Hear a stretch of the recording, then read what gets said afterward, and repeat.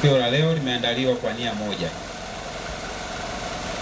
Kwanza ni kufahamiana kama alivyosema shehe wa wilaya, lakini pili ni kujenga umoja na kuwaleta pamoja wadau, kwa sababu sekta ya madini ni sekta ambayo ukiachana na wadau walioko kwenye sekta, lakini inafungamana na sekta nyingine nyingi. Ndio maana katika utambulisho wa awali tulisema tulikuwa na wenzetu wa taasisi za fedha ambao ni wadau muhimu sana kwetu kama sekta, lakini tulikuwa na wadau wengine pamoja na viongozi wa dini mbalimbali ambao pia tuliwaalika.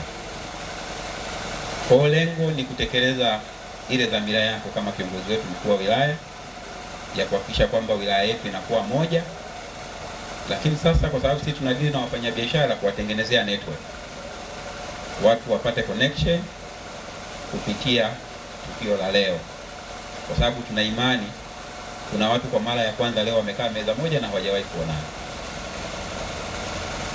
na ni kuahidi tutaendelea kufanya kadri Mungu atakavyo kujalia uzima, lakini na uwepo wetu fahamu. Kwa kweli tunawashukuruni sana, Mungu awabarikini sana, wajalieni kila la heri, kwani jambo hili linajenga umoja, mshikamano na upendo. Tulikuwa hatufahamiani, lakini leo kwa nafasi hii tumeweza kufahamiana. Mwenyezi Mungu akubariki sana.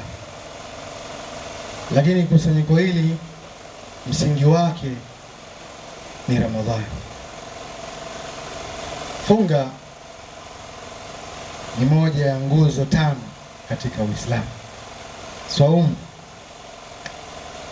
Lakini ukisoma katika vitabu vya wanazuoni akiwemo Abu Huraira radhiallahu anhu, wameeleza fadhila za funga.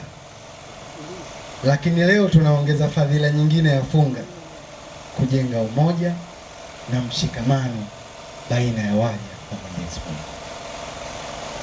Ramadhani ni ya Waislamu katika asili, lakini leo tumefuturu Waislamu, tumefuturu Wakristo, kila mmoja na dhehebu lake. Kwa hiyo Ramadhani imetuweka pamoja, imetujengea umoja baina ya Waislamu na Wakristo. Jambo hili ni jema, na niwashukuru sana Waislamu wote wakiongozwa na kiongozi wetu, shehe wetu wa wilaya, kwa mwongozo mzuri na ishara ya kuonyesha kwamba katika taifa letu hakuna udini. Kwa hiyo wote tumejumuika kwa siku hii ya leo kuja kufuturu pamoja, na inaonyesha jinsi gani sisi wachimbaji tunatakiwa kuwa na huu umoja. Leo ni mara ya kwanza kwa ofisi yetu ya madini, basi tunaomba waendelee kutukaribisha siku yoyote, na hata kama kwenye sherehe za wenzetu za Kwaresma vile vile wafanye mambo kama haya.